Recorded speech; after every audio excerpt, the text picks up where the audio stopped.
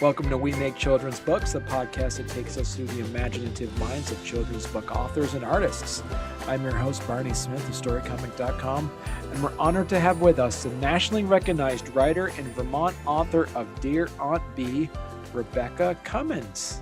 The sun will come out pretty soon. It's gorgeous here.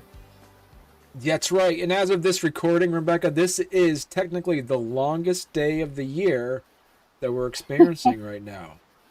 I'm really excited to talk to you about this book. So this book came out through Onion River Press, correct? Yes.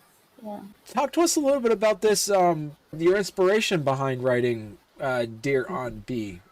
It's a journal of a journey. Is that also the subtitle of that? Yeah. Yes, it is. From a 10-year-old's perspective, right? My major inspiration was children of around 10, having observed them in many different settings, but especially as my grandchildren became that age and watching the things that they were contemplating and just, getting back into my own 10-year-old brain and seeing how they were managing life was pretty exciting. Some of them were friends who had kids that age, my neighbors' grandkids. So, there's quite a variety. Our local community kids that age. So they inspired me to wonder how they're viewing some of the difficult social and environmental changes in their life. They are our future, and I want them to feel secure and find solutions and not be afraid or stressed. And kids that age seem to be trying to find their place in the world, as well as navigating the social and the cultural and the environmental difficulties. So they inspired me. And then, of course, my own Aunt Bea, her name was Vivian, but I, from a child on, called her Aunt Bea probably had something to do with my speech pattern. Instead of B, it came out as B. So she was always my Aunt Bea. But she and her husband and my parents and all the cousins used to camp together a lot. And we walked all through the Indiana woods. And so I had her in my mind as if you needed to communicate with a safe person. She was my safe person, even though we didn't talk about it that way or trusted adult. But she would be my go-to person to talk to when I maybe was frustrated with my own family or just didn't feel like I was being heard. She was there to hear. So she would have been the natural way for this character, Jimi, to have someone to be a sounding board as they are navigating a new environment. So those were basically the major inspiration for it. I like to say it's a story that found me, not what I ever thought I would like to write, but I really enjoyed writing it.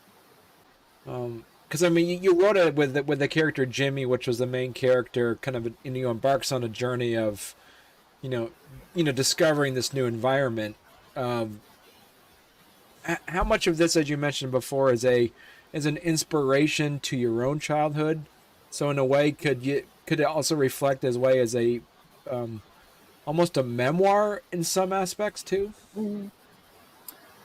Yeah, interesting you say that because I think at least one of my own children said, "Well, Mom, sounds a little like you." So I think that when you're writing, you do draw, especially if you're trying to get into a child's point of view. You have to get there by recalling your own. The last line of Nostris that Louise Gluck wrote was, "We look at the world once in childhood. The rest is memory." And that I didn't see that until after I wrote the book, but I thought that really resonates for what you have to do to, if you want to write from that perspective, is to just go back there And then Right. a lot of that is what I would have been doing as a child, but if I could have lived here when I was that age, Right. then this new environment is the exploration. You also mentioned too is that it does address some complex and some challenging topics of moving and going into a new environment. How did you kind of balance some of those heavier themes of childhood while also balancing that sense of wonder and adventure that childhood has as well? Yeah, I would say that I outlined a bit of a structure when I first started writing. The first chapter I would say was just I mean the first entry was just it came to me and I explored it and wrote it, and then I maybe wrote a couple more entries, and then I wanted to put it into some kind of structure, and so I structured it by each entry needed to have some kind of action, some kind of observation, and some kind of reflection. And so I would go back and check to make sure that those elements were in were were there. So that was like the regular framework. So as I would write each chapter, I had that in my head. What's Jimmy going to do today, and Hmm. observe, and so it was good to have something like that. Um, but the theme of what you do with it's kind of a scientific process to do that, to have some kind of action and reflection.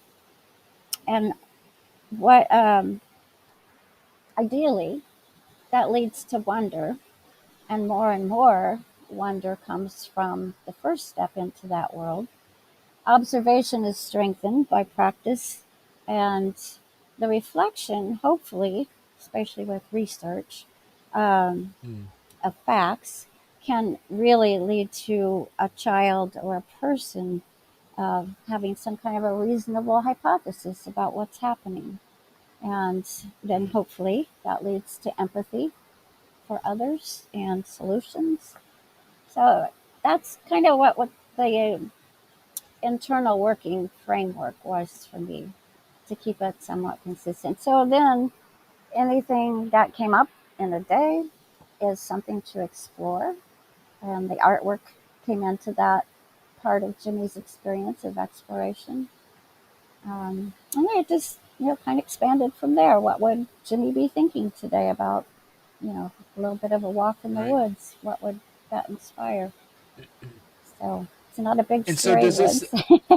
right? And now, does this book is this a more or less a timeless book? So does it take place in say the year 2024, or does it seem like it takes place in any time? Thank you for asking that question because I think when I first ran, I had a lot of editors, feedback from people, and my sister was early and a major part, and she's the one who suggested, "Why are you putting a year on it?" Because I was telling her I'm trying to get it in a framework that's Right. relatable, and she said, "Just don't put a year on it." And so that freed me up so much. Then I'm just looking at seasons, and I'm not looking at days of the week. I'm looking at put a number to it, but it's what is happening here in this season, and what would be natural to explore. And then later, I went back Right. and made those dates birthdays of family members, as many who were had birthdays between September and March. So some of my family got left out of that because they didn't go through a whole year, but it was fun to just Right. add to that. But to me, it's timeless. I want it to be timeless because if I could feel some of those things in the 1950s, and kids must be feeling them now, I don't have.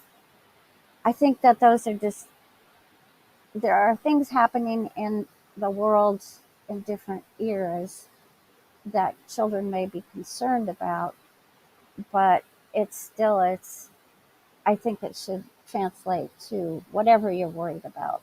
What can you do to Right. solve that, or where do you find resources to help you get through it?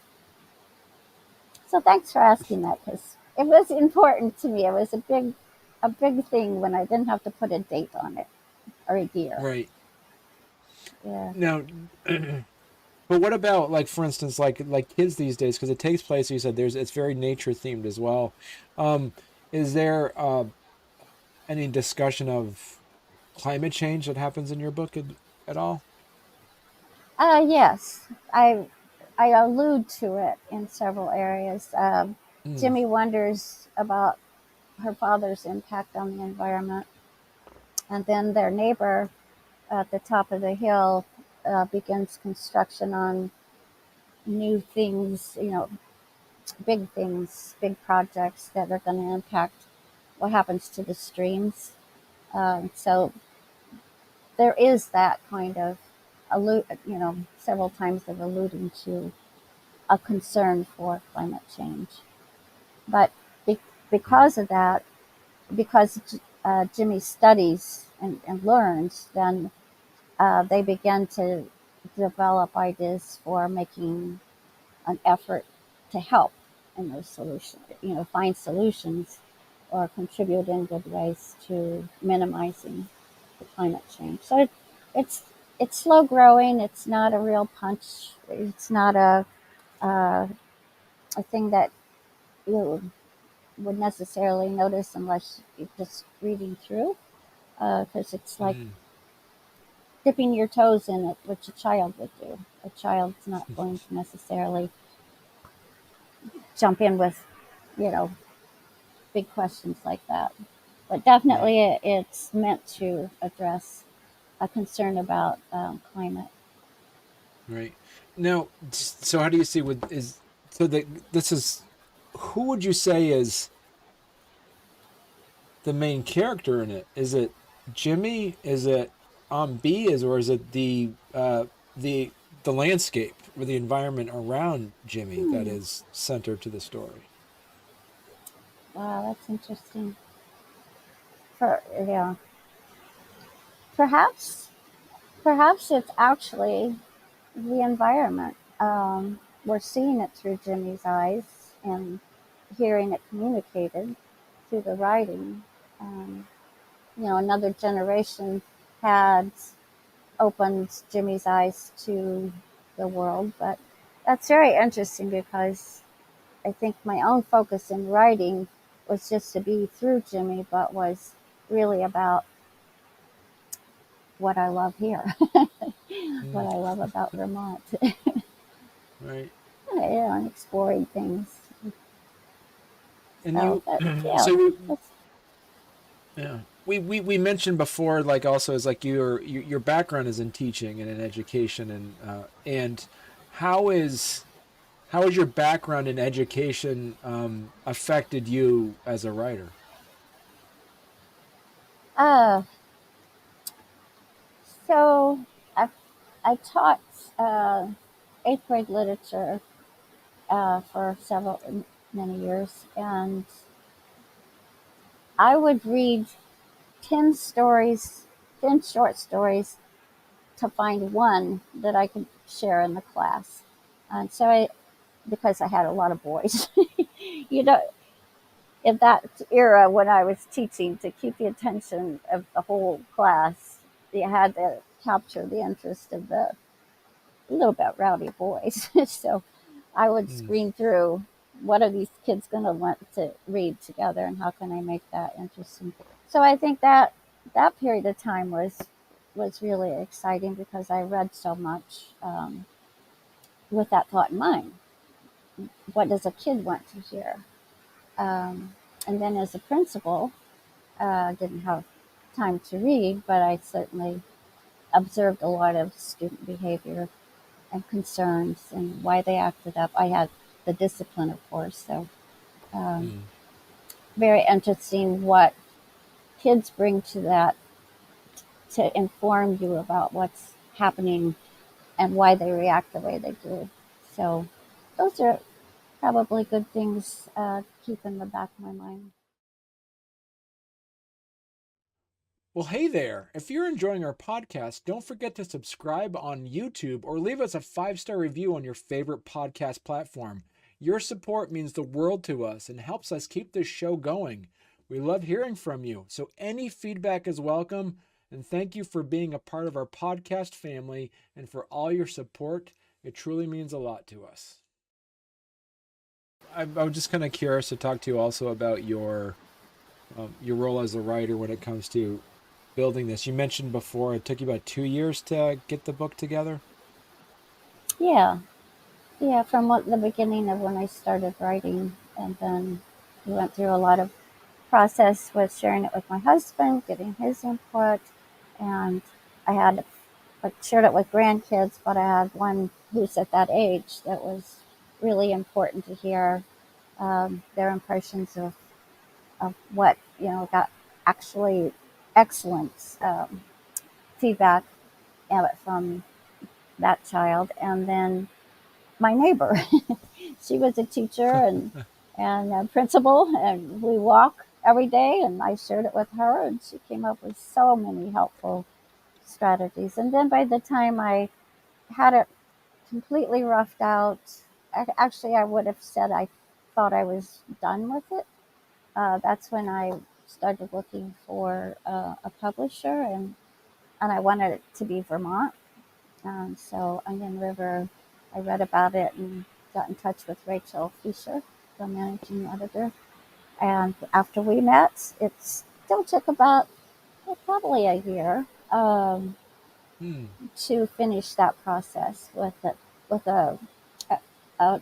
professional copy editor who also acted as a content editor for me. That was Riley Earl. And then I was introduced to a book designer, and then Jenny Lyons and I worked quite a bit after that. Because it was a complicated book to set up with, from doing your Right. books, all color illustrations, what you've done. Um, Yeah. the complicating factor probably for this one was that I had included so many contributing artists, and so the style was different for each of those. And Jenny and I were able to really find the places that worked together for us. I like Right. what she did with the cover. Yeah, it looks it. Yeah, for those that check it out. You can go to onionriverpress.com and see the book. Also, it's available at wherever books are sold. The title is Dear Aunt Bea. Yeah, and that's for our listeners is BEA. And it's really cool. So it's 80 pages. So it's a good read for the age range is 9 to 12. I was also curious to ask you, Rebecca, is what was the feedback you got that from the youth that were your beta readers? Was there any advice that they gave you on it that you had to tweak the book a bit? Yes. So one comment my grandchild made was, uh, "Nana, why you probably could break that long sentence down a little bit. It's like a lot too much information at once, or use smaller words." So based on that, that was very helpful. I had kept an eye to that, and then I started the definitions and put them in Jimi's own words, and put a Oh, little cool. feather by the definitions for each one each time I did it. So I thought, well, that's a good way. Anytime I see a word that is in my head to use, and I thought probably was from my childhood, but who knows what your language really was way back. But I still thought it was a good word, but I would put it into kid language a little bit more uh, thoughtfully to make sure kids were following or not intimidated by it. So that Right. was a good source. Then otherwise, Yeah. that I think that there um, there are what shall I say? They're quiet in responding more so than adults might be. You know, they're not forthcoming as much with what it means to them, or don't, have a conversation about it in general. So I think that's probably natural.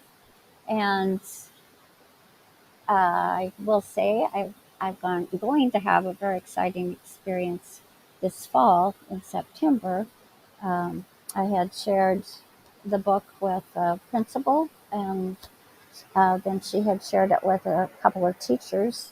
And I had another friend who suggested that maybe it would be a good book to read as a cross curricular activity. So that's in the works for September at our own Montgomery Elementary School. And I'm very excited about that because then I think in a slow and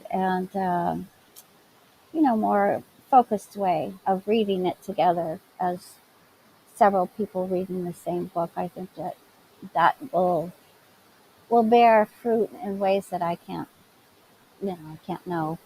I mean, I hope that it means something. I hope it plants a seed of hope and empathy. So it's just, hasn't been out very long, and I haven't had a reading where children have been present. So I don't know exactly how it will. You got the writer's bug. Are you gonna? When's the next book coming out then, Rebecca? I think my hope for this one, if it's in a school setting and kids I mean, they're going to be learning. I mean, they already are very facile at internet research, but they're going to be connecting with various content curriculum. And my hope is that Hmm. from that, from an English class or a language class, that their project will be to write their own journal to a trusted adult. So that's who I would like to see write the next one. Some Right. Somebody who's still a child. I never had thought that I would write one. That's why I say I never thought I'd write a children's book. But as they say, there were a couple inspirations beyond that. There was a book I read as a child where this character Redcap that comes into the first chapter um, is is reflective of the book I read as a child, of a child walking all alone in the woods, um, kind of friendless and just exploring and having some kind of conversation with this stranger with a red cap and a black cloak. And those early 50s, so you're not thinking scary things in the woods at this point. But because I was never afraid of that story. But in the end, it becomes who Redcap becomes in my book. So I looked for that book online every way I could possibly Google what that book was and couldn't find it, or I would have credited the author with some inspiration there. But anyway, I think children writing journals and who knows what book stays with you. Who would ever think that that book I read would still come back to me off and on. So, Rebecca, if people want to learn more about you and the book, where's the best place they could go to? Oh, it's in the independent bookstores, a lot of Vermont Okay. independent bookstores. And I mean, you can look up the list of them. I have it in most Phoenix bookstores, of course.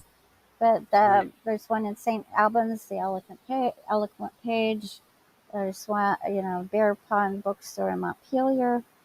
I've got one in Barrie at the Next Chapter Bookstore. Everyone's books in Brattleboro. It's exciting for Okay, me. cool. Yeah, Bellows Falls, the Village Square Booksellers.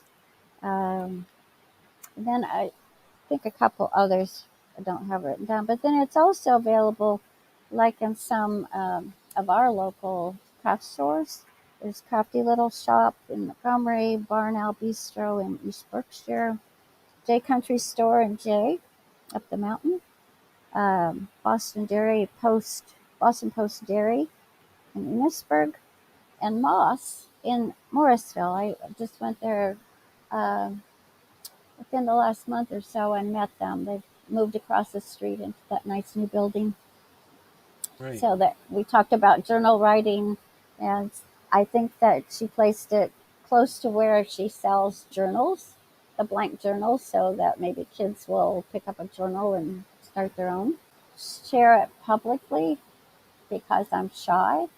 Um, and so it's really hard to get out there. I've given away probably 100 books because I don't want to ask anybody to spend money on them, you know.